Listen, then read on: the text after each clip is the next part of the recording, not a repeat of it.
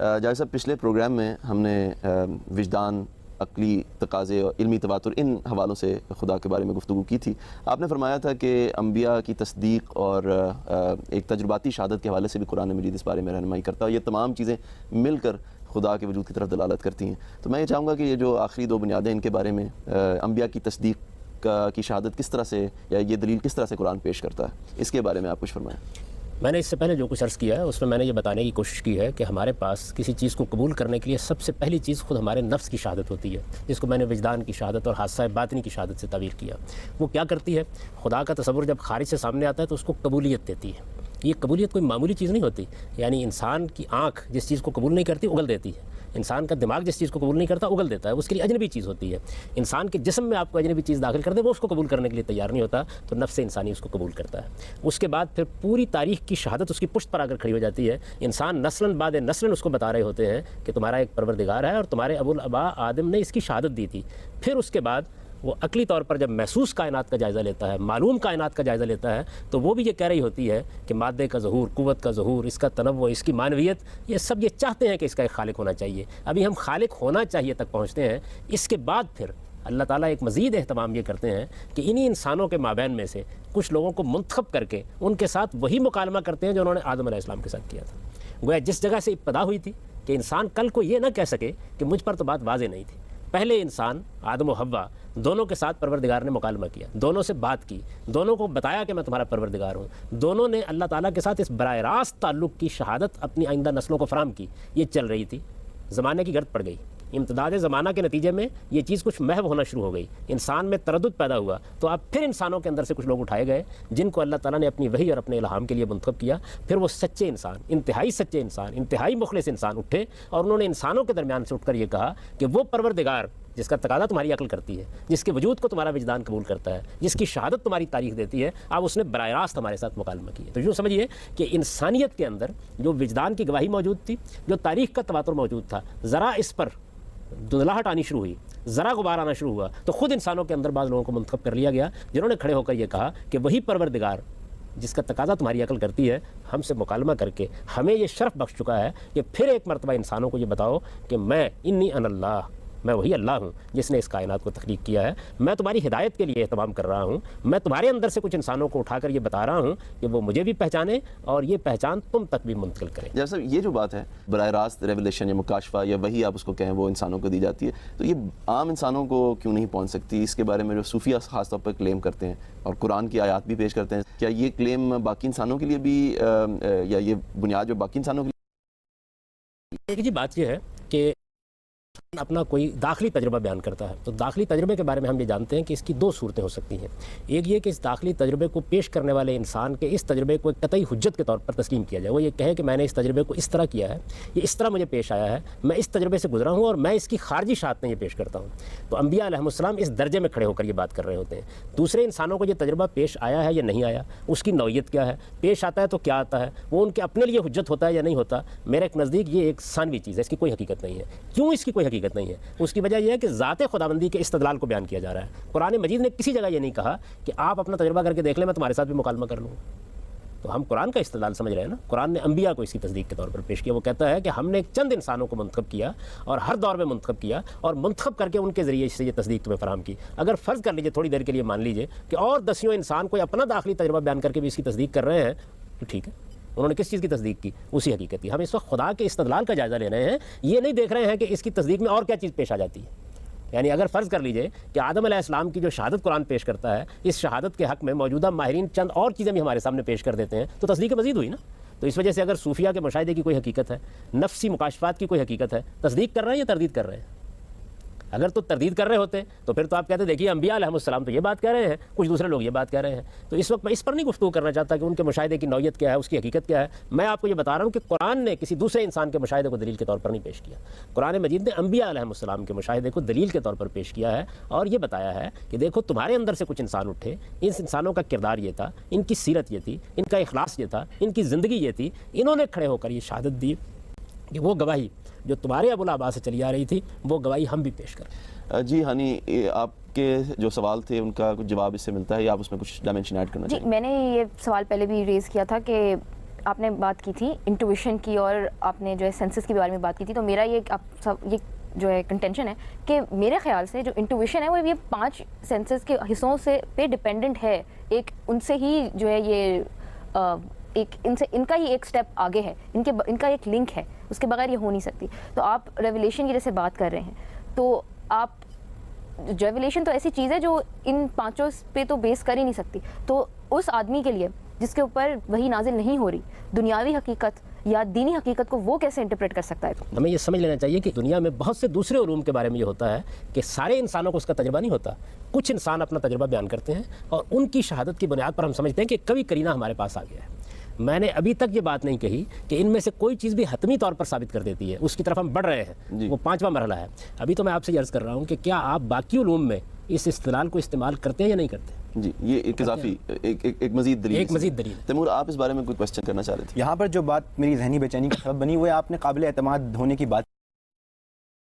میں کسی ایسے شخص کو جو قابل اعتماد ہے, اگر وہ اس بات کی تردید کرتا ہے, اس پہ کیوں یقین نہ کروں بجائے اس کے کہ میں کسی نبی پہ یقین کروں جو اس بات کی تصدیق کرتا ہے؟ ایک تو یہ سوال.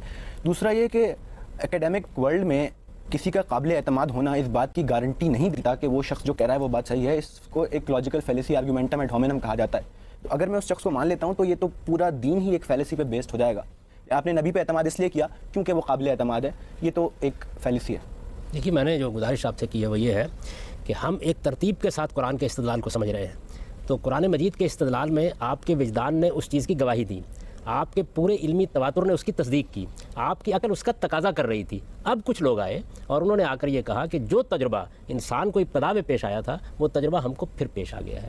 قابل اعتماد ہونے کی بنیاد پر کیا آپ اس کے مقابل میں یہ کہتے ہیں کہ کسی اور نے اسی نوعیت کے کسی مشاہدے کی بنیاد پر یہ دعویٰ کر دیا ہے کہ مجھے تو کوئی خدا نظر نہیں آیا؟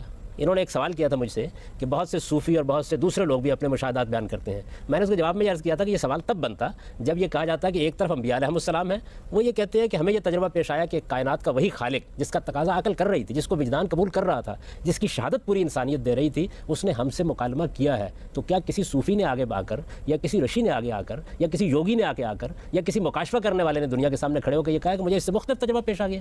تب تو یہ کوئی استدلال ہوتا. یعنی آپ انسانیت کے اندر جب قدم رکھتے ہیں تو تمام ذرائع کو استعمال کر رہے ہوتے ہیں علم کی دنیا میں کسی آخری نتیجے تک پہنچنے کے لیے. آپ نے فرمایا ہے کہ میں اعتماد کیوں کروں؟ نہ کیجیے, آپ مجھے بتانا پڑے گا آپ اعتماد کیوں نہ کریں.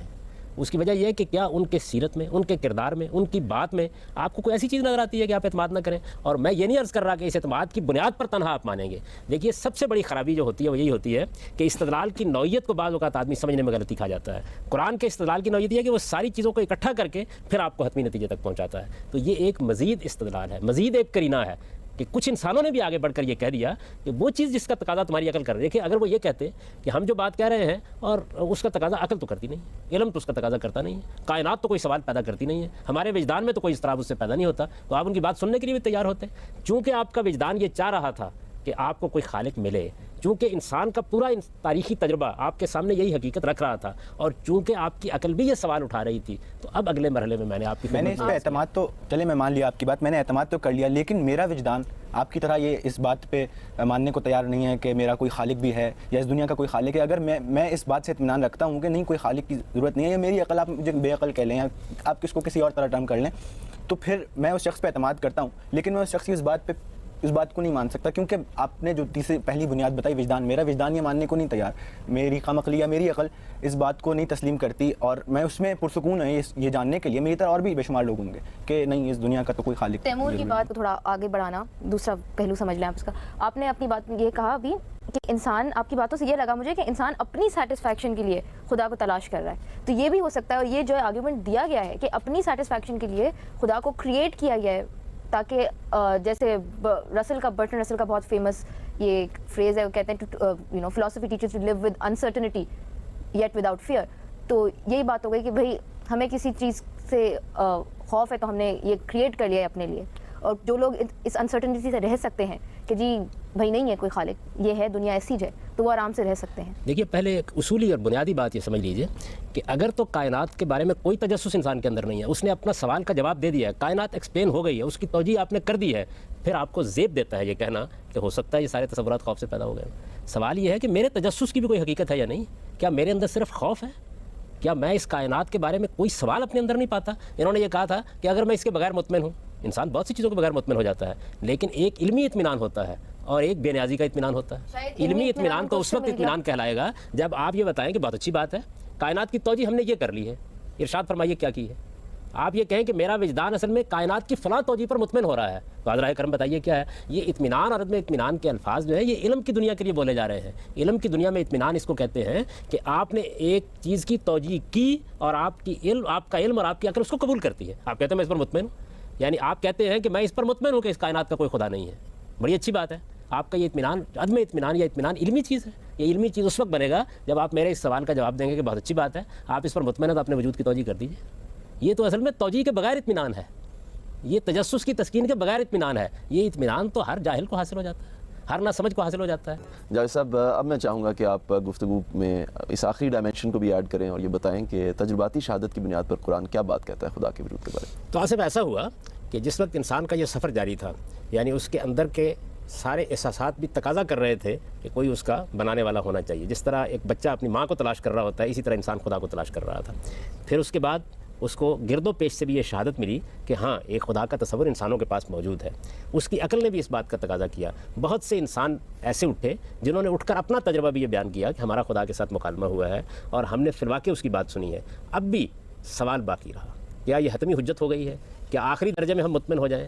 کیا فی الواقع اسی جگہ تک پہنچ جائیں؟ بالکل ایسے ہی جس طرح سائنس میں جب آپ کوئی نظریات قائم کرتے ہیں تو آپ مشاہدات کا انبار ہمارے سامنے لگا دیتے ہیں، ان کا تجزیہ کرنا شروع کر دیتے ہیں، ان کی تعلیل کرنا شروع کر دیتے ہیں، اس پر عقلی سوالات اٹھانا شروع کر دیتے ہیں، اس کے لیے استقرا کر کے بہت سا مواد جمع کرنا شروع کر دیتے ہیں۔ اب بھی یہ سوال ہوتا ہے کہ یہ جو نتیجہ آپ نے نکالا ہے کیا یہ نتیجہ حتمی ہے؟ تو یہی وہ مقام ہے کہ جس میں انسانوں کی پھر دو قسمیں ہو جاتی ہیں۔ ایک انسانوں کی وہ قسم ہے کہ جو چیزوں کے بارے میں ایک مثبت رویہ رکھتی ہے، وہ تشکیک میں نہیں کھڑی ہوتی، آگے بڑھتی ہے، چیزوں کو قبول کرنے کے داعیات اس کے اندر ہوتی ہیں۔ اس کے لیے وجدان بھی کافی تھا، اس کے لیے تاریخی شہادت بھی کافی تھی، اس کے لیے یہ عقلی سوال کا جواب بھی کافی تھا کہ اس کائنات کی معنویت اور اس کا علم اور حکمت تقاضا کرتی ہے وہ اس کو مان لے۔ بہت سے انسانوں نے اسی بنیاد کے اوپر مانا، لیکن انسانوں کے اندر ایک گروہ ایسا بھی ہے جو اس کے بعد بھی انکار کر دیتا ہے، اور وہ سارے سوالات اٹھاتا ہے جو سوالات انہوں نے اٹھائے ہیں۔ وہ یہ کہتا ہے کہ ٹھیک ہے، آپ یہ کہتے ہیں کہ وجدان کا تقاضا ہے، لیکن یہ کہ میرے وجدان کا تقاضا نہیں۔ آپ یہ کہتے ہیں کہ عقل اس بات کا تقاضا کرتی ہے، میری عقل اس معاملے میں بے نیازی کے ساتھ کھڑی ہوئی ہے، میں یہ کہتا ہوں کہ نہیں ہے تو نہ صحیح، اس سے کیا فرق پڑتا ہے؟ یہ تاریخی تواتر ہو سکتا ہے غلط ہو سکتا ہے اس کے بارے میں کچھ دوسری باتیں سامنے آ جائیں، وہ یہ سارے سوالات کرتا ہے۔ یہ وہ موقع ہے جس موقع کے اوپر پھر پروردگار عالم نے ایک اور اہتمام کیا، اور وہ قرآن مجید نے بیان کیا ہے، اور میرے نزدیک وہی اہتمام ہے کہ جس نے پھر تمام شکوک کا خاتمہ کر کے اس کو ایک حتمی حجت کی حیثیت دے دی ہے۔ میں ہمیشہ یہ کہا کرتا ہوں کہ اس آخری استدلال کی نوعیت جو قرآن نے پیش کیا ہے وہ بالکل وہی ہے کہ جس موقع کے اوپر ایک سائنسدان لیبارٹری میں ٹیسٹ کر کے اپنے نظریے کو ثابت کر دیتا ہے۔ یعنی یہ جتنی چیزیں ہیں یہ اصل میں بنیاد ہے، ان چیزوں کے بارے میں ایک رویہ چاہیے، سوچ کا ایک انداز چاہیے۔ اگر وہ موجود ہو تو انسان ایک مثبت جگہ پر کھڑا ہوتا ہے، لیکن انکار کیا جا سکتا ہے۔ میں نے بار بار آپ کو توجہ دلائی کہ یہ جتنے بھی دلائل قرآن مجید نے پیش کیے ہیں، ایک عاقل ان کو باندھ سکتا ہے، ان پر مطمئن ہو سکتا ہے، وہ اطمینان کے ساتھ اللہ تعالیٰ کی آواز پر لبیک کہتے ہیں اس کے دین کو بھی سننے کے لیے تیار ہو سکتا ہے، لیکن سارے انسانوں سے یہ توقع نہیں کی جا سکتی۔ انسان کھڑا ہو جاتا ہے اور کھڑا ہو کے کہتا ہے کہ ان میں سے کوئی چیز بھی ایسی نہیں ہے جس کو میں ماننے کے لیے تیار ہوں۔ خدا نے پھر یہ اہتمام کیا کہ اس نے انہی نبیوں کے اندر سے کچھ لوگوں کا انتخاب کیا جس کو قرآن اپنی اصطلاح میں رسول کہتا ہے۔ انہوں نے آ کے مذہب کا وہی مقدمہ پیش کیا۔ وہ مقدمہ کیا ہے؟ اس کائنات کا ایک خالق ہے، اس خالق نے یہ دنیا امتحان کے لیے بنائی ہے، ایک دن ہم کو اس کے سامنے جواب دہ ہونا ہے، جواب دہی کی بنیاد ایمان اور عمل صالح ہے۔ یہ مقدمہ انہوں نے پیش کیا۔ یہ جو دلائل میں نے آپ کے سامنے بیان کیے یہ سارے کے سارے کھول دیے۔ آپ قرآن کا مطالعہ کریں تو وہ کسی جگہ انسان کو یہ بتائے گا کہ دیکھو یہ جو تم ایک ماں کی طرح تلاش کرتے پھر رہے ہو، جانتے ہو یہ تمہارے اندر کہاں سے بات آئی ہے؟ تمہارے پروردگار نے تمہارے تحت الشعور میں وہ عہد ڈال دیا ہے جس میں اس نے تمہارے ساتھ ملاقات کر کے تم سے یہ کہا تھا کہ الستو بربکم۔ ان انبیاء علیہ السلام نے آ کے یعنی جو رسالت کے منصب پر فائز ہوئے انسان کو توجہ دلائی کہ دیکھو وہ آدم علیہ السلام تھے جن کے ساتھ خدا کا یہ معاملہ پیش آیا تھا، یہ ان کی روایت ہے جس کی وجہ سے تم انسانوں کی نسلوں کے اندر خدا کا تصور دیکھ رہے ہو۔ انہوں نے آ کے انسان کے سامنے اس محسوس دنیا کا تجزیہ کیا جیسے کہ قرآن کرتا ہے، معلوم دنیا کا تجزیہ کیا، اس پر عقلی سوالات اٹھائے، اور پھر اس کے بعد انسان سے کہا کہ تم کیسے انکار کرتے ہو؟ کیا یہ سب کچھ کسی خالق کے بغیر بن گیا ہے؟ تم کس طرح کی باتیں کرتے ہو؟ اور پھر کس طریقے سے ایک ایسی حقیقت کے منکر ہو کر کھڑے ہو جاتے ہو جو اپنے وجود سے اپنی توجیہ چاہتی ہے، اور جس کی بہترین توجیہ، یا مجھے اجازت دیجیے اگر میں یہ کہوں تنہا توجیہ وہی ہے جو مذہب نے پیش کیا کہ اس کائنات کا ایک خالق ہے۔ یہ ساری بات کہنے کے بعد پھر انہوں نے انسانوں کو اگلی بات کہی، انہوں نے کہا نہیں مانتے، اس کے باوجود انکار کرتے ہو، اس کے باوجود سوالات اٹھاتے ہو، تو آؤ ہم تمہیں یہی کہنے کے لیے آئے ہیں کہ ایک دن تمہیں اپنے پروردگار کے سامنے پیش ہونا ہے۔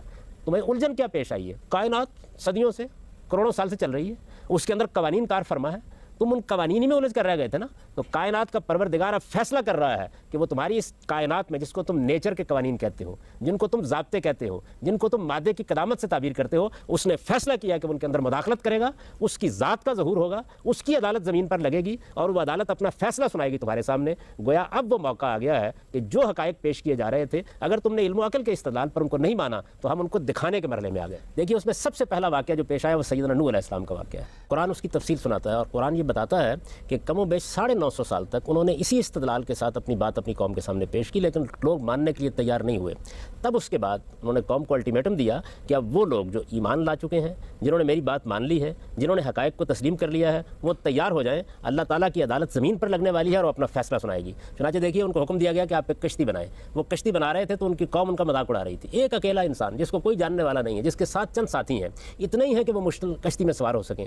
اس کے بعد وہ کشتی بن گئی. جیسے ہی وہ کشتی بن گئی تو قرآن یہ کہتا ہے کہ ہم نے کہا کہ وہ لوگ جو ایمان لا چکے, جنہوں نے بات مان لی, جنہوں نے حقائق کو تسلیم کر لیا, وہ اس میں سوار ہو جائے. ایسے ہی جیسے قیامت کے دن اللہ تعالیٰ ایمان والوں کو الگ کر دے گا, ماننے والوں کو الگ کر دے گا, بالکل اسی طرح اس کشتی میں ان کو الگ کر دیا گیا. اور پھر قرآن کے الفاظ میں ہم نے زمین کو حکم دیا کہ اپنا سارا پانی اگل دے, اور آسمان کو حکم دیا کہ اپنا سارا پانی برسا دے, اور ہم نے ایک نشان مقرر کر دیا اور پانی اس پر آ کر رک گیا. نوح اپنے بیٹے کو بھی نہیں بچا سکے. اس موقع کے اوپر گویا وہ قیامت جو قیامت میں برپا ہونی ہے, چھوٹے پیمانے کے اوپر ایک قیامت صغریٰ کی صورت میں اسی زمین پر برپا ہوئی, اور ٹھیک اسی اصول پر فیصلہ سنایا گیا جس اصول کے اوپر قیامت میں فیصلہ سنایا جانے والا ہے. اس دنیا کے اندر عام حالات میں جو فیصلے سنائے جا رہے ہیں ان میں بسا اوقات نیکوکار مر رہے ہوتے ہیں, اللہ تعالیٰ کی بندگی کرنے والوں پر مصیبتیں آ رہی ہوتی, تکلیفیں آ رہی ہوتی ہیں, لیکن اس موقع کے اوپر اہل ایمان کو اللہ تعالیٰ نے نجات دی, اور جن لوگوں نے انکار کیا تھا ان کے اوپر خدا کے عذاب کا تازیانہ اسی دنیا میں برسا. گویا خدا نے اس کائنات کے اندر مداخلت کی, زمین پر اترا, اپنی عدالت برپا کی اور پھر اس عدالت کا فیصلہ سنا دیا. یہ واقعہ انسانی تاریخ کے اندر قرآن مجید سے بھی معلوم ہوتا ہے اور احادیث سے بھی معلوم ہوتا ہے کہ کم و بیش 313 سے زیادہ مرتبہ پیش آیا. یہ واقعہ قوم لوط کو پیش آیا, یہ واقعہ قوم عاد کو پیش آیا, یہ قوم سمود کو پیش آیا, یہ اور بے شمار اقوام کو پیش آیا کہ ان کی طرف اللہ کے پیغمبروں کی بعثت ہوئی اور پھر ان پیغمبروں کے ذریعے سے ان پر اسی طرح حجت تمام کی گئی, دلائل پیش کیے گئے, پھر عدالت لگی, پھر اللہ تعالیٰ کی طرف سے آخری مرحلہ آ گیا, ان کو الٹیمیٹم دیا گیا, اور پھر وہ محدود مدت جب گزر گئی تو اللہ نے اپنا فیصلہ سنا دیا. یہ سب بھی تاریخ انسانی کے اندر ایک حقیقت کے طور پر موجود ہے. قرآن اس کا ذکر کرتا ہے. اب یہ جو آپ نے انبیاء کی تصدیق کے حوالے سے واقعہ بیان کیا حضرت نوح علیہ السلام کا اور دیگر انبیاء کا, اس کی کچھ مزید تفصیل اگر آپ بتائیں, خاص طور پہ اس حوالے سے کہ اس میں اور نیچرل کلیمٹیز میں جو حادثات ہوتے رہتے ہیں, یا اس میں اور دیگر ایسے فاتحین میں کہ جنہوں نے اپنی قوم کو ایک میسج دیا, پولیٹیکل میسیج دیا اور اس کے بعد اپنی قوم کو فتح کر لیا, اس میں اور اس میں بنیادی طور پر کیا فرق ہے؟ تصدیق سے اگلا مرحلہ ہے, یہ تجرباتی شہادت ہے. یعنی میں نے آپ کو یہ بتایا ہے کہ اللہ تعالیٰ نے جب انسانوں کو دیکھا کہ وہ نہ وجدان کی گواہی ماننے کے لیے تیار ہو رہے ہیں, نہ عقلی تقاضے ماننے کے لیے تیار ہو رہے ہیں, یا انسان کے علمی تواتر کی شہادت ماننے کے لیے تیار ہو رہے ہیں, تو اس کے بعد اسی اصول پر جس پر قیامت برپا ہونی ہے یہ معاملہ کیا. دنیا کے اندر جو اس طرح کے حادثات ہوتے ہیں, زلزلے آتے ہیں, طوفان آتے ہیں, وہ یہ کیا کرتے ہیں کہ اہل ایمان کو الگ کر لیں اور نہ ماننے والوں کو الگ کر لیں. ابھی آپ کے ملک میں ایک بڑا زلزلہ آیا ہے, اس میں یہ طریقہ اختیار کیا گیا ہے, مسجدیں بچا دی گئی ہیں اور سنما گھر تباہ کیے گئے ہیں. یہ نہیں ہوا. یعنی یہ جو معاملہ ہوا ہے یہ معاملہ اس اخلاقی اصول پر ہوا ہے. اس دنیا کے اندر کوئی معاملہ ایسے نہیں ہوا. کیا ایسا ہوا ہے, اس کی پوری وارننگ دی گئی. کیا ایسا ہوا ہے کہ فاتحین نکلے اور فاتحین نے یہ کہا کہ ہم علم و اخلاق کے اس مقام پر کھڑے ہیں اور ہم لوگوں کو ہر حال میں فتح ہوگی, اور جو ہمارے مقابلے میں منکرین ہو گئے مارے جائیں گے. کتنے فاتحین ہیں دنیا کے اندر کے جو نکلے اور انہوں نے بڑے اعلیٰ اخلاق کے لوگوں کو تحت ایک کر کے رکھ دیا. یعنی یہ دنیا کے اندر جتنے واقعات ہوتے ہیں وہ اس اصول پر نہیں ہوتے. یہ واقعہ کس اصول پر ہوا؟ اسی اصول پر جس پر قیامت برپا ہوگی. چنانچہ آپ قرآن کو اگر پڑھیں تو وہ آپ کو جگہ جگہ ان واقعات کی تفصیل سنائے گا. کبھی قوم شعیب کی داستان, کبھی قوم لوط کی داستان, کبھی قوم عاد کی داستان, کبھی قوم صالح کی داستان. اور اس شان کے ساتھ یہ ہوئے ہیں واقعات کہ قرآن یہ بتاتا ہے کہ اللہ کے پیغمبروں نے متعین مدت طے کر کے بتا دیا, 3 دن کے اندر یہ معاملہ ہوگا, 5 دن کے اندر یہ معاملہ ہوگا, 10 دن کے اندر یہ معاملہ ہوگا, اور جس طرح کہا گیا بالکل اسی طریقے سے ہو گیا. یعنی اس کا کوئی تعلق ان واقعات کے ساتھ نہیں ہے جو دنیا کے اندر حوادث کی صورت میں پیش آتے ہیں. اور میں نے یہ عرض کیا تھا کہ اس کے بعد وہ آخری واقعہ ہوا. کوئی کہہ سکتا ہے کہ تو اتنا معلوم تاریخ کے واقعات ہیں, قرآن نے سنا دیے ہیں. پھر وہ آخری واقعہ ہوا جو 7ویں صدی میں ہوا ہے, جس میں محمد بن عبداللہ صلی اللہ علیہ وسلم کی بعثت ہوئی ہے. یعنی آپ یہ دیکھیے کہ ایک یتیم جس کا کوئی پوچھنے والا نہیں, جس کا کوئی یار و مددگار نہیں ہے, جس کے ماں بھی دنیا سے رخصت ہو گئی ہے, جس کا باپ بھی دنیا سے رخصت ہو گیا ہے, جس کا دادا بھی دنیا سے رخصت ہو گیا ہے, اور اپنے قبیلے کے مابین کھڑا ہوا ہے. اس کے پاس کوئی لاؤ لشکر نہیں ہے, کوئی اور چیز موجود نہیں ہے. ایک چیز ہے, سیرت ہے, کردار ہے. یعنی سیرت و کردار کے اعتبار سے تو ظاہر ہے کہ نبیوں کا ایک خاص مقام ہوتا ہے, اسی غیر معمولی مقام پر کھڑا ہے. اس کی قوم اس کو امین اور صادق کہتی ہے, اس کی شخصیت کو تسلیم کرتی ہے, لیکن اس کے پس منظر میں اور کوئی چیز بھی موجود نہیں.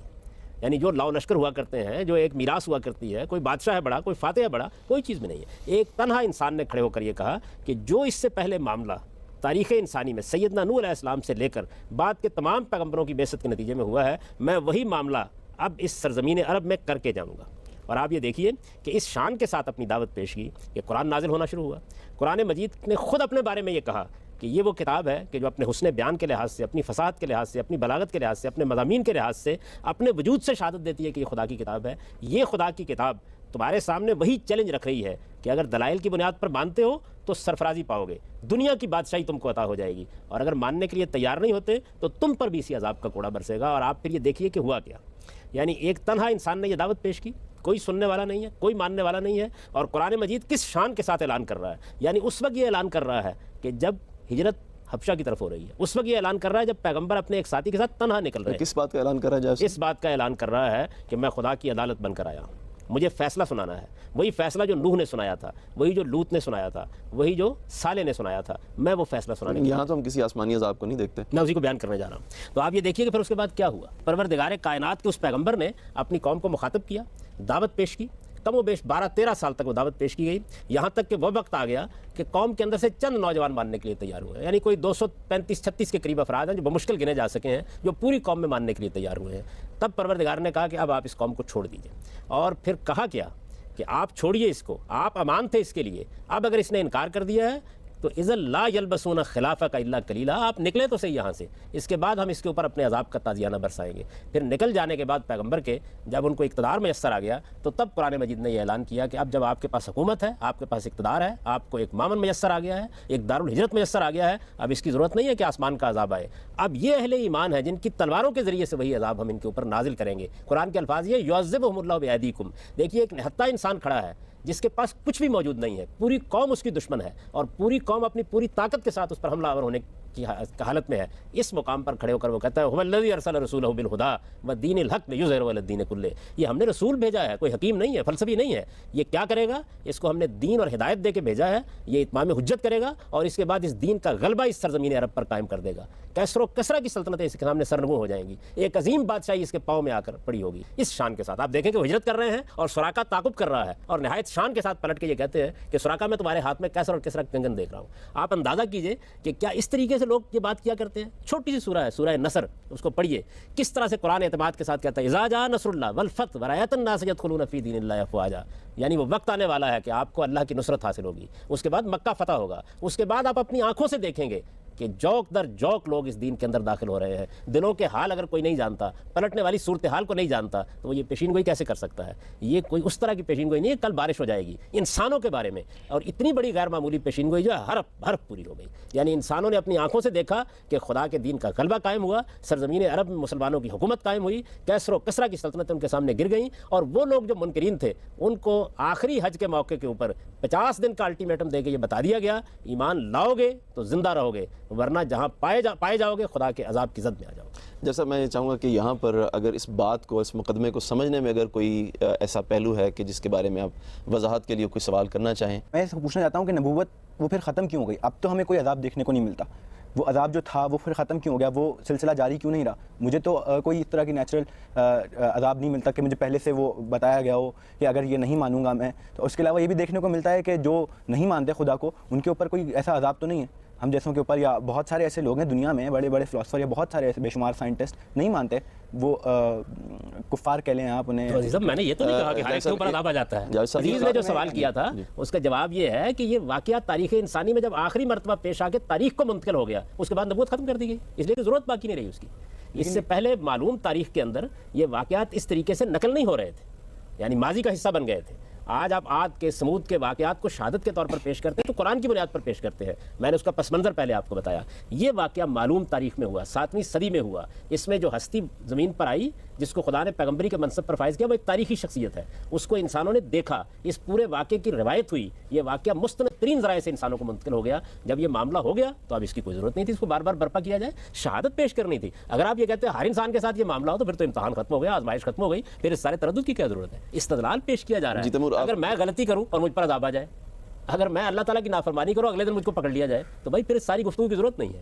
استدلال سے ماننا ہے تو میں آپ کو یہ بتا رہا ہوں کہ قرآن نے کیا کیا. قرآن مجید نے وجدان کی گواہی پیش کی, قرآن مجید نے علمی تواتر پیش کیا, قرآن مجید نے عقلی تقاضوں کو نمایاں کیا, قرآن مجید نے نبیوں کی تصدیق پیش کی, اور پھر یہ بتایا کہ جب انسان یہ سب کچھ ماننے کے لیے راضی نہیں ہوئے تو پھر ہم نے وہ قیامت برپا کر کے دکھائی. خدا پھر نمودار ہوا, اس کی عدالت لگی, اور پھر اس کے پیغمبروں نے بالکل صاف صاف طریقے سے یہ بتا دیا کہ ہم خدا کی عدالت بن کر آئے, سائل کی درخواست لے کر نہیں آئے. اور کس طرح بتایا؟ اس طرح نہیں بتایا کہ جس طرح آپ کے یہاں پیشین گوئیاں کی جاتی ہیں. آپ جانتے ہیں کارل مارکس نے اس زمانے میں ایک پیشین گوئی کی تھی, اب فلسفے کی کتابوں میں اس کا ذکر کیا جاتا ہے فالس پروفٹ کے عنوان سے. ہٹلر نے پیشین گوئی کی تھی, وہ اس کے اپنے اوپر الٹ پڑی. یہ کوئی معمولی درجے کی پیشین گوئی نہیں تھی. میں نے اس کا اشارہ کیا آپ کو کہ اس شان کے ساتھ ہوئی کہ یہ پیغمبر ہے, یہ خدا کا پیغمبر ہے, یہ خدا کا پیغمبر آیا ہے, اور یہ اب تمہارا فیصلہ کر کے جائے گا. اور خدا کی عدالت کس اصول پر فیصلہ کرے گی؟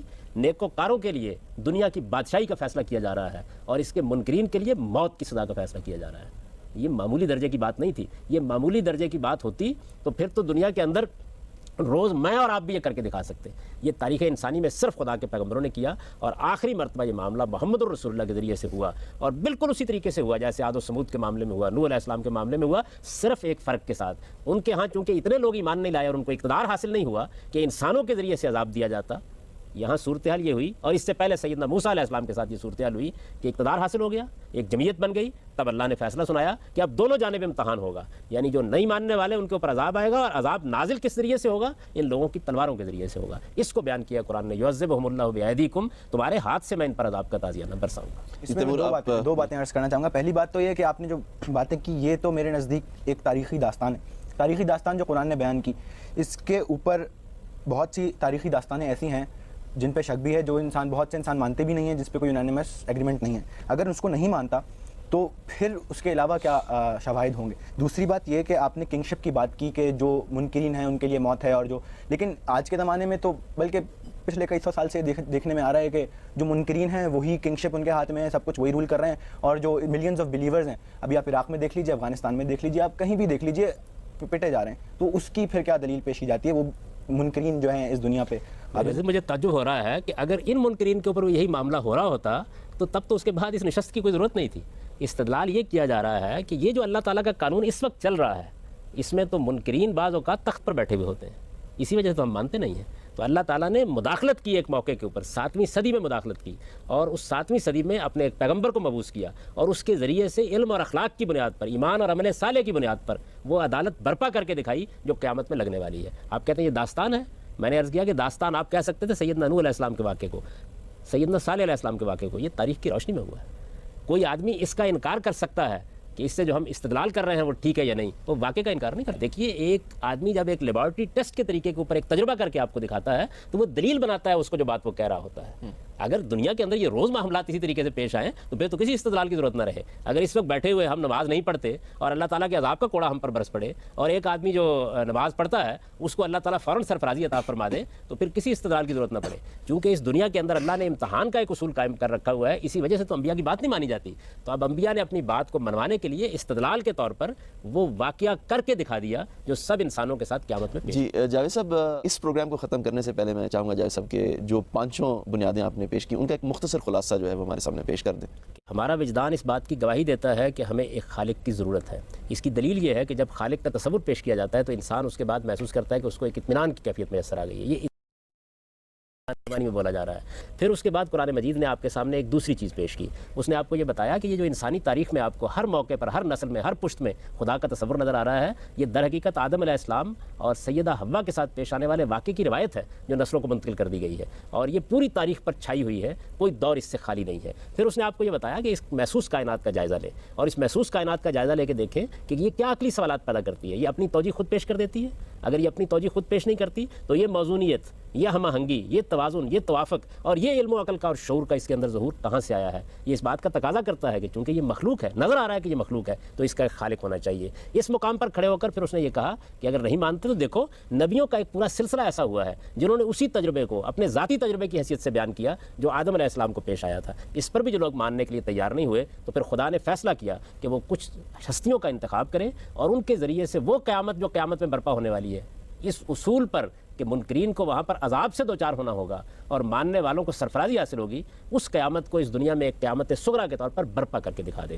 چنانچہ یہ تاریخ انسانی میں 300 سے زیادہ مرتبہ برپا ہوئی، آخری مرتبہ محمد الرسول اللہ کے ذریعے سے 7ویں صدی میں برپا ہوئی، اور پھر تاریخ کو منتقل ہو گئی، اور جب یہ تاریخ کو منتقل ہو گئی ایک تاریخی حقیقت بن گئی، اس کو جھٹلانے کے امکانات ختم ہو گئے، تو ساتھ ہی نبوت ختم کر دی گئی۔ گویا اب یہ آخری حجت ہے خدا کی جو سارے انسانوں پر قائم کر دی گئی ہے۔ یہ میرے استدلال کا خلاصہ ہے۔ جاوید صاحب بہت شکریہ، میں اپنے پارٹیسپینٹس کا بھی بہت شکر گزار ہوں، انہوں نے بڑے اچھے اور سگنیفیکنٹ کویسچنس کیے۔ اگلے پروگرام تک میں آپ سے اجازت چاہتا ہوں، اللہ حافظ۔